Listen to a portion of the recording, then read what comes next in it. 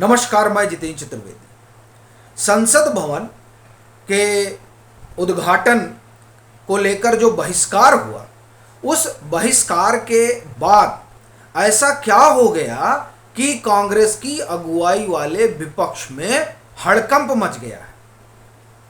कायदे से तो उन लोगों को खुश होना चाहिए कि साहब उन्होंने तो बहिष्कार किया, 21 दल उनके साथ खड़े थे और पूरी तरीके से उन्होंने जो है नरेंद्र मोदी को नाको चने चबा दिए। इसका जश्न होना चाहिए था, लेकिन इसके इतर सन्नाटा पसर गया है। जश्न का तो दूर दूर तक कहीं कोई नाम लेवा नहीं दिखाई दे रहा है।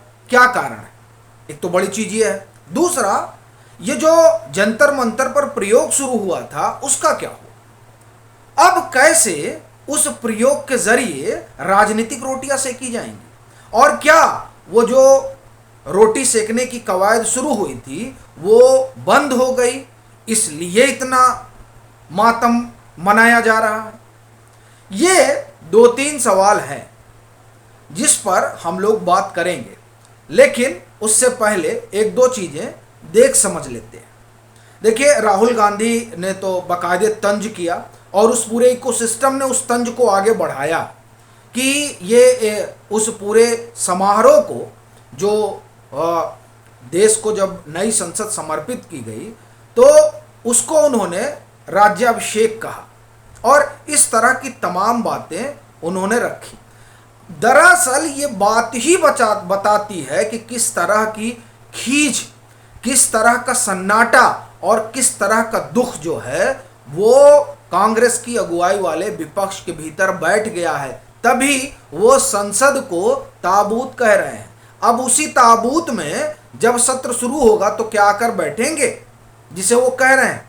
जाहिर सी बात है कि ये जो उनकी शब्दावली है वो उनकी अकुलाहट का प्रमाण दे रही है। अब सवाल ये है कि इतने अकुलाए क्यों हैं?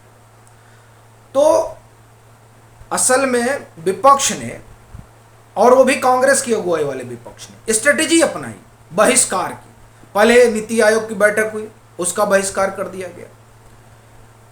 फिर यह हुआ कि संसद का उद्घाटन होगा तो उन्होंने कहा नहीं, इसका भी बहिष्कार करेंगे। और यह दरअसल बहिष्कार नहीं था, यह शक्ति प्रदर्शन था। यह दिखाना था कि देखिए हमारे साथ किस तरह से विपक्ष लामबंद है, हमारे साथ किस तरह से जनादेश खड़ा है। लेकिन मामला उल्टा पड़ गया। जनादेश तो इनके साथ खड़ा नहीं था। ये 21 से तो उधर उस समारोह में हिस्सा लेने के लिए 25 राजनीतिक दल खड़े थे और वो 25 राजनीतिक दल 2/3 जो जनादेश है उसका प्रतिनिधित्व कर रहे थे। तो पहले तो ये जो दांव था कि हम शक्ति प्रदर्शन करेंगे और फिर खूब सुर्खियां बटोरेंगे, खूब माहौल बनाएंगे, वो तो धराशायी हो गया। लेकिन प्लान बी भी था कि अगर ये धराशायी हो तो दूसरी तरफ बैठे रहिएगा और ढिंढोरा पीटना शुरू कर दिया कि साहब लोकतंत्र जो है वो खतरे में चला गया।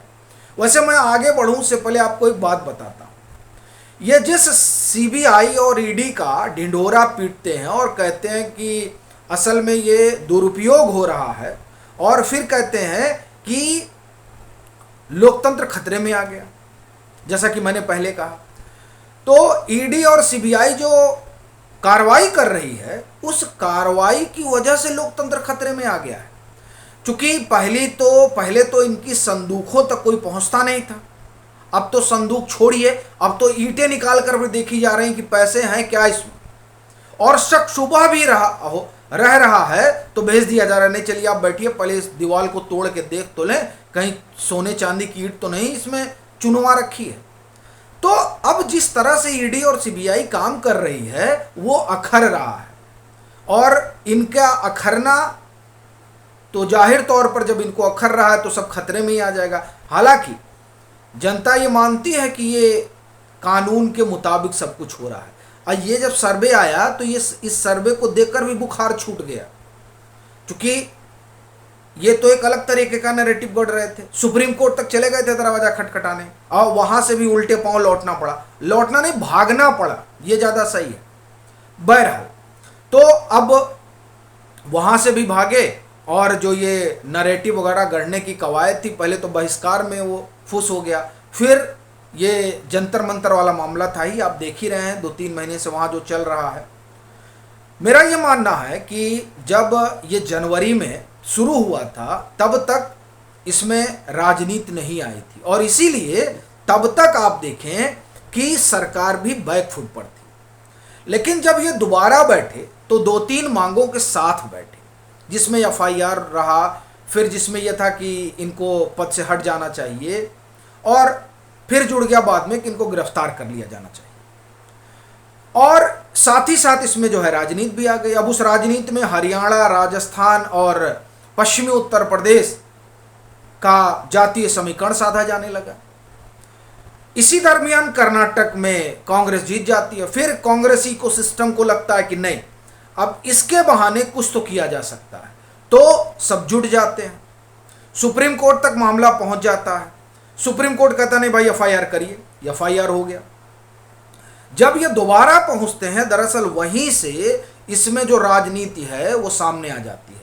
सुप्रीम कोर्ट सीधे कहते हैं कि अब देखिए, आपने एफआईआर के लिए कहा था, एफआईआर हो गया, अब फर्दर अगर आप कुछ चाहते हैं तो इसके लिए आप निचली अदालत जाइए। असल में वहीं से ये पता चल गया था कि ये एजेंडा अब क्या सेट किया जा रहा है।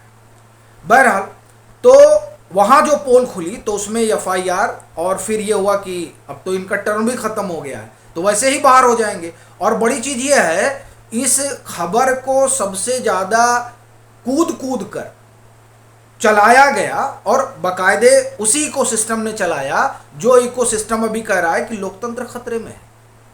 अब बड़ी चीज यह है कि जब आपकी 2 मांगे तो हो ही गई, अब तीसरी पर अड़े हैं, उसीलिए जंतर मंतर पर डटे। और फिर यह हुआ कि 28 को बढ़िया प्रदर्शन होगा, और फिर बताया जाएगा कि देखिए किस तरह से जो है डेमोक्रेसी को कुचला जा रहा है। परमिशन थी कि साहब आपको यहीं तक रहना है, इन्होंने कहा ना हम नई संसद तक मार्च करेंगे। और उधर बैकअप प्लान भी था, ऐसा लग रहा कि बाकायदे जो है राकेश टिकैत की अगुवाई में सब बाहर आ गए। अभी आप देखिए, सत्यपाल मलिक जो पूर्व गवर्नर है, उन्होंने बातचीत में एक जगह कहा कि अब हरियाणा में तो ये गए। भाई यही बात तो बहुत दिनों से कही जा रही है, कम से कम 2-3 महीनों से, कि अब ये मामला राजनीतिक हो गया है, और इसमें और जो कुश्ती संघ की पॉलिटिक्स है उसका घालमेल हो गया है। नहीं तो क्या महज 2-3 खिलाड़ी ही इसमें शामिल होते, और भी खिलाड़ी हैं जिसमें बार बार गीता फोगाट का नाम लिया ही जा रहा है, नरसिंह यादव क्यों नहीं है, ऐसे बहुत बड़े बड़े खिलाड़ी हैं जो इस आप ये कहें कि पॉलिटिक्स का हिस्सा बनने को तैयार नहीं है। खैर, तो यहां पर यह हुआ कि अब फिर से जो है मचान सजेगा। लेकिन लाल किले पर जो हुआ था पिछली बार, उससे दिल्ली पुलिस बड़ी सजग थी। इसलिए जब यह हुआ कि अब आप आगे बढ़ेंगे, तो आगे बढ़ने में इनको वहां से हटा दिया गया।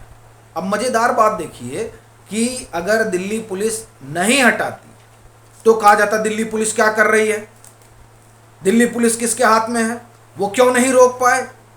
क्योंकि जब लाल किले वाली घटना हुई थी, ट्रैक्टर लेकर दौड़ रहे थे, तब तो यही कहा जा रहा था कि दिल्ली पुलिस क्या सो रही थी, उनके पास सब कुछ था, वो कर लेते। तब चलिए, तब वो सो रही थी, अब जग गई है तो कष्ट हो गया। तो असल में जो एक पूरा ताना बाना बुना गया था, उस ताने बाने को एक्सपोज कर दिया गया है, ये बड़ी चीज हो गई है। और दूसरा, दक्षिण को लेकर इन लोगों को लग रहा था कि बड़ी चीज हो जाएगी। पहली पंक्ति में देखिए कौन कौन लोग थे, तो देवेगौड़ा साहब, जगन मोहन रेड्डी, नवीन पटनायक। ये बताता है किस तरह का रेनबो दक्षिण में बनने जा रहा है, और वो जो अपनी 50-60 सीटें भाजपा ने सोच रखी हैं सहयोगी दलों के साथ मिलकर, ऐसा लगता है कि वो दक्षिण से लाने में सफल हो जाएंगे। ये तमाम बातें जो हैं वो खटक रही हैं विपक्ष को, कांग्रेस के अगुवाई वाले विपक्ष को। फिर देखिए, प्रधानमंत्री ने भाजपा शासित प्रदेशों के मुख्यमंत्रियों के साथ बैठक की और उनसे कहा कि योजनाएं जो है वो लोगों तक पहुंचनी चाहिए, एक। और दूसरा, जो रीजनल प्लेयर हैं उन्हें यह नहीं लगना चाहिए कि हम उनके साथ ठीक व्यवहार नहीं कर रहे हैं। यानी जो नरेटिव कांग्रेस की अगुवाई वाले विपक्ष ने गढ़ा था कि क्षेत्रीय दलों को ये देखना नहीं चाहते हैं, दरअसल उस नरेटिव को पीएम ने कहा कि ध्वस्त कर देना है।